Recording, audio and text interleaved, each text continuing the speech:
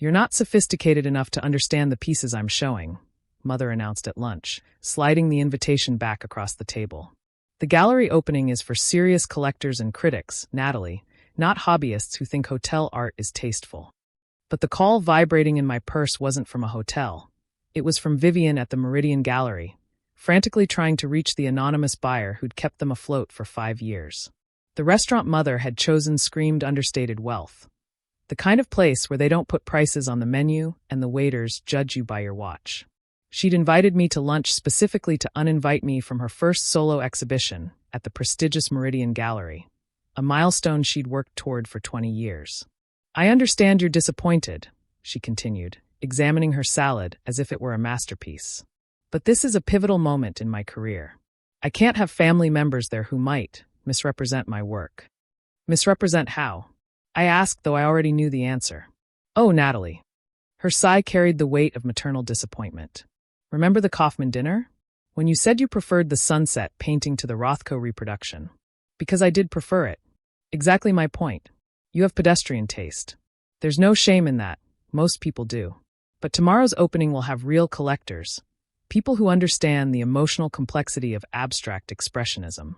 I can't have my daughter telling the Whitneys she prefers landscapes." My phone buzzed again. I glanced at it. 3 missed calls from Vivienne, 2 texts marked urgent. The last one caught my eye. "Collector insists on attending. Says it's important. Are you even listening?" Mother's voice sharpened. "This is exactly what I mean. You can't even focus through lunch without checking your phone. How could I trust you to engage appropriately with serious art patrons?" "I'm listening.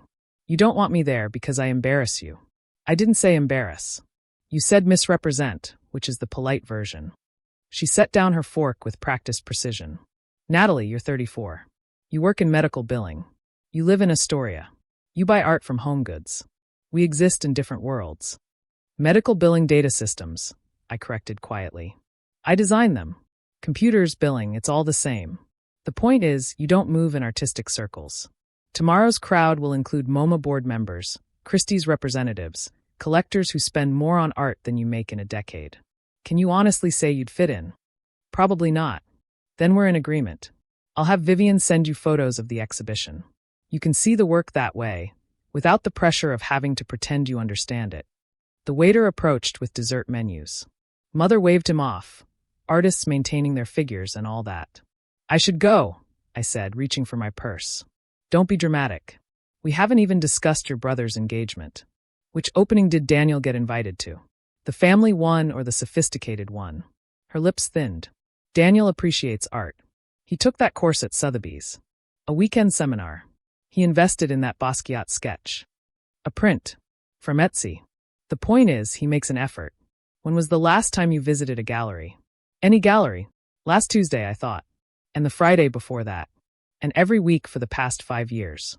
But she didn't know about my Tuesday pilgrimages to Meridian, always careful to go when she wouldn't be there.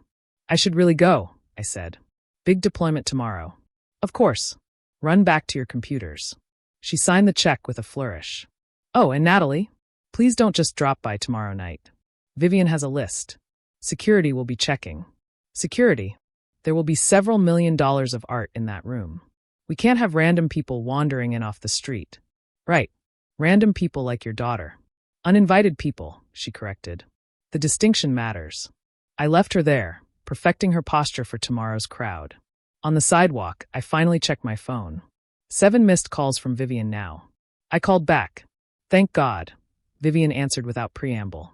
"We have a situation." "What kind of situation?" "Our anonymous collector. The one who's been buying through the Swiss dealer? They want to attend tomorrow." My stomach tightened. And they're insisting on revealing themselves. After 5 years of complete anonymity, they want to come forward. "Tomorrow. At your mother's opening." "Why tomorrow specifically?" "That's what I'm trying to understand. They've purchased 17 pieces from us, always through intermediaries. Never a direct contact until today. Then suddenly, this morning, I get a call from their representative saying they'll be there in person. Said it was time to stop hiding. Maybe they just like mother's work." "Natalie." Vivienne's voice was careful. "They own more of your mother's pieces than anyone else. Every major work from her last 3 series. They're the reason she could quit teaching and focus on art full-time. Without them, there would be no solo exhibition. Then shouldn't she be happy they're coming? In theory, yes. But she has very specific ideas about her collectors. What if they're not what she expects? What if they're new money? Or worse, what if there's some crypto millionaire who treats art like NFTs? It could affect her entire market position. I almost laughed. So she's worried her mysterious benefactor might be embarrassing? I didn't say that. You didn't have to. Look, can you talk to her? I know things are complicated between you two, but this collector specifically mentioned that family should be present. They were very insistent about that. She just uninvited me. Security has my name on a list. What? Why would she? Vivienne paused. Actually, that tracks. Your mother has mentioned your different perspectives on art. My pedestrian taste? Her words, not mine. For what it's worth, I think she's wrong. Remember when you pointed out that her blue period was really about your father's death? She incorporated that insight into her artist's statement. Never credited you, of course. Of course not. The collector will be disappointed. They seem to think family attendance was important. Then maybe they should have bought less art. Mom might have stayed desperate enough to tolerate me. Natalie. I have to go, Vivienne. Good luck tomorrow. I hung up and walked toward the subway. 5 years of careful anonymity about to end. 5 years of watching mother's career flourish, never knowing her daughter was the wind beneath her wings. 5 years of Tuesday visits, studying each piece, authorizing purchases through Swiss intermediaries who thought I was just another tech millionaire diversifying assets. The medical billing software company I'd founded had made me wealthy, though you'd never know it from my lifestyle. The same Astoria apartment, the same coffee shop routine, the same careful invisibility that drove mother crazy. She wanted a daughter who wore gallery opening black and spoke fluent art criticism. Instead, she got one who built algorithms and lived in Queens. But I knew art. I knew it in ways that would have shocked her. Those Tuesday visits weren't just shopping trips, they were education. I'd studied, read, learned. I could tell a genuine emotional expression from pretentious paint splatter. More importantly, I could tell when mother was painting from her heart versus when she was painting for the market. I bought the heart pieces. Every one of them. That night, I sat in my apartment, looking at the walls mother had never seen. Empty. Not because I couldn't afford art, but because I'd learned that owning something wasn't the same as understanding it. The 17 pieces I'd bought lived in climate-controlled storage, waiting. For what, I hadn't decided. My phone rang. Daniel. What did you do? He asked without greeting. Had lunch with our mother. She's in full meltdown mode. Something about the anonymous collector threatening to ruin everything. Threatening? They just want to attend the opening. Right, and she's convinced they're going to be some embarrassing nouveau riche disaster. She actually used the phrase cryptocurrency aesthetic. What does that even mean? No idea. But she's making Vivienne run background checks on anyone who's bought her work in the last 5 years. She wants to know who this person is before tomorrow. She won't find anything. Swiss art dealers are discreet. How do you know? General knowledge. Nat. Daniel's voice shifted. It's you, isn't it? What? The collector. 17 pieces over 5 years. Started right after Dad died, right after your company took off. Swiss intermediaries, very tech bro of you, by the way. You're imagining things. Mom uninvited you because you embarrass her. Meanwhile, you're the one keeping her career alive. The irony is perfect. Daniel. I'm right. Holy shit, I'm right. Does she know? No one knows. Why? Why let her treat you like some art-ignorant Philistine while you're secretly her biggest supporter? Because. I paused, trying to articulate something I'd never said out loud. Because she needed to believe her work was valued on its merit. If she knew it was me, every sale would become about our relationship, not her art. She'd never know if she was truly good or just subsidized by her disappointing daughter. That's really thoughtful, actually. Don't sound so surprised. So why reveal yourself now? I wasn't planning to. The Swiss dealer got enthusiastic, made assumptions. Now Vivienne expects someone to show up tomorrow. You could just not go. I could. But you want to see her face when she realizes. That's petty. That's human. She literally put you on a security ban list, Nat. At her own exhibition, where you're the majority owner of the work. When you put it that way, go. Tell her. Watch her world rearrange itself in real time. She'll be furious. She'll be something. That's better than the nothing she usually gives you. After we hung up, I pulled out my laptop and scrolled through the documentation. 17 purchases over 5 years, $3.2 million total.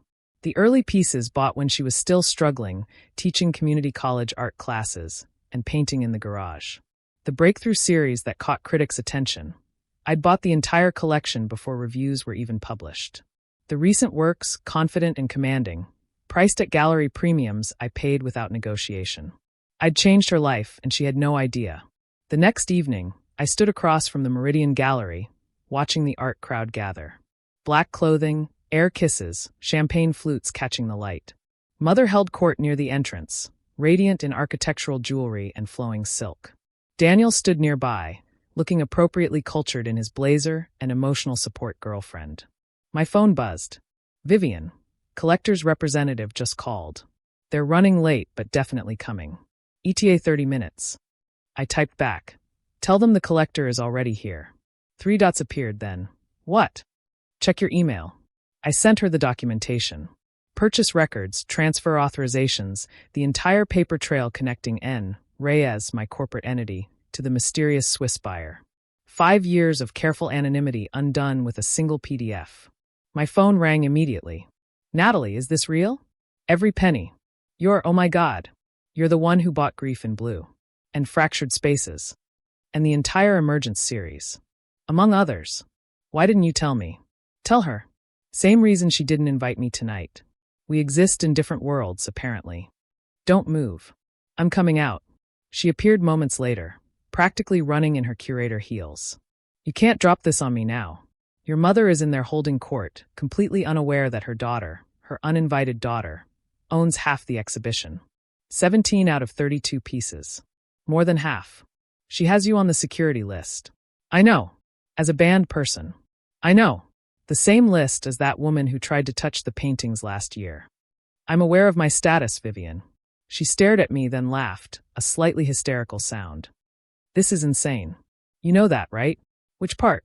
The mother who thinks I'm too unsophisticated for her opening, or the daughter who spent $3 million proving her wrong? Both. All of it. She grabbed my arm. Come on. Where? Inside. We're doing this. Security. I own this gallery. I decide who's on what list. She dragged me across the street, past the smokers and gossips, straight to the entrance where a young man with an iPad stood guard. Ms. Reyes is my personal guest, Vivienne announced. Full access. He looked confused but nodded. Inside, the gallery hummed with that specific energy of an opening night.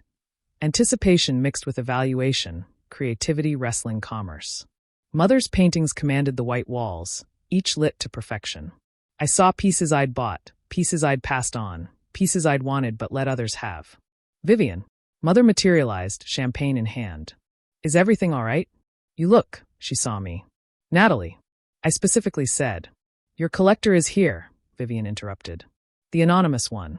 Mother's attention snapped back. Where? Did they give a name? They've been here all along, actually. Buying your work, supporting your career, believing in your vision even when galleries wouldn't touch you. I don't understand. Who? Hi, Mom, I said quietly. The champagne glass didn't quite fall, but it trembled. No. The word came out flat. You're joking. This is some kind of cruel. 17 pieces, I said. Starting with Study in Solitude from your garage period. Most recent was Convergence 3 last month. 3.2 million total investment. You don't have that kind of money. I do, actually. Medical billing software is quite lucrative. Turns out hospitals really need efficient data systems. But you said, HomeGoods, pedestrian taste. You said those things. I just didn't correct you. The crowd was beginning to notice our little drama. Whispers spreading like ripples. Why? The word cracked slightly. Because you needed to succeed on your own terms.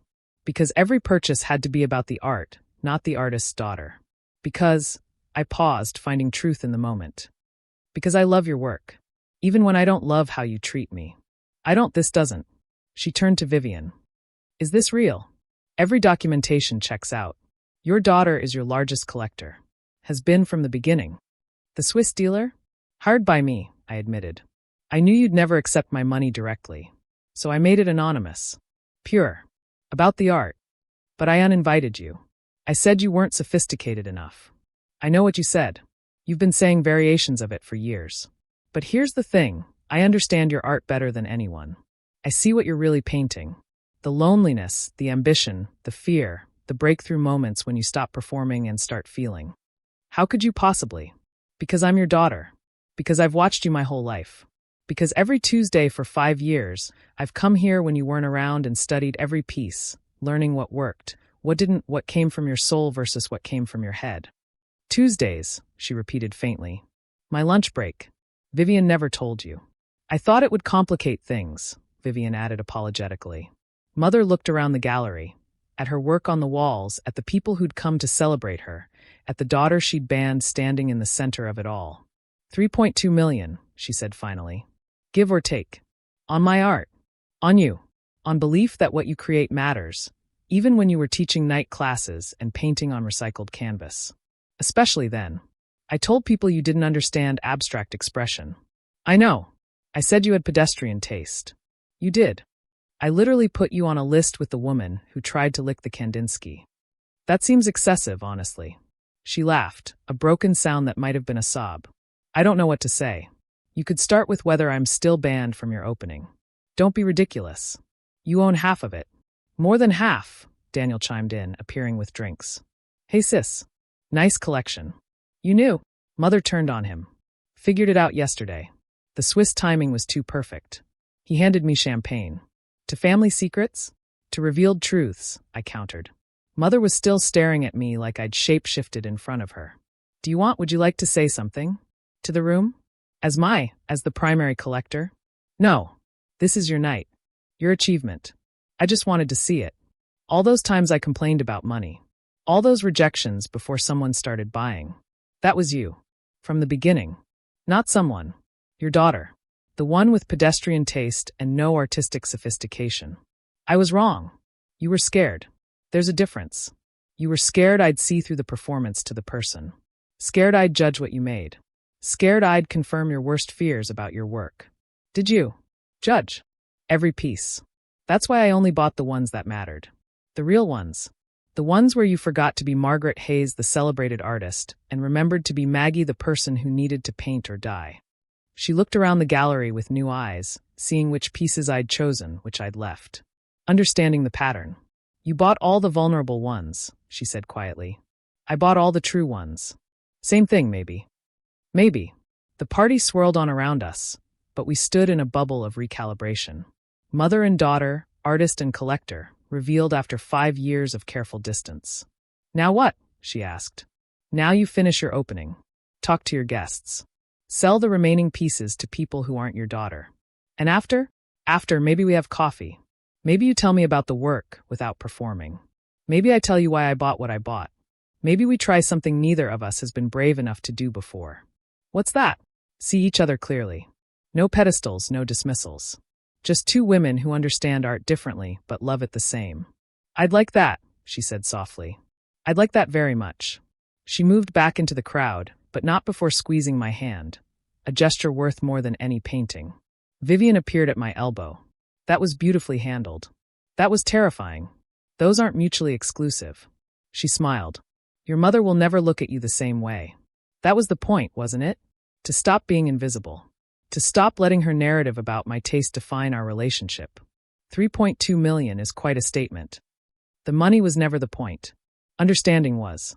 She just couldn't hear it until it came with a price tag. What now? Keep collecting. Maybe. Or maybe now that she knows, I'll let other people have a chance. Depends on whether she keeps painting truth or starts painting for me. You think she would? I think every artist paints for someone. The question is whether knowing changes the art. I spent the rest of the evening watching Mother work the room, seeing her differently now. Not as the woman who'd dismissed me, but as the artist I'd believed in before anyone else. When she caught my eye across the gallery, she smiled. A real smile, not the performed one. It had cost $3.2 million to buy that smile. Worth every penny.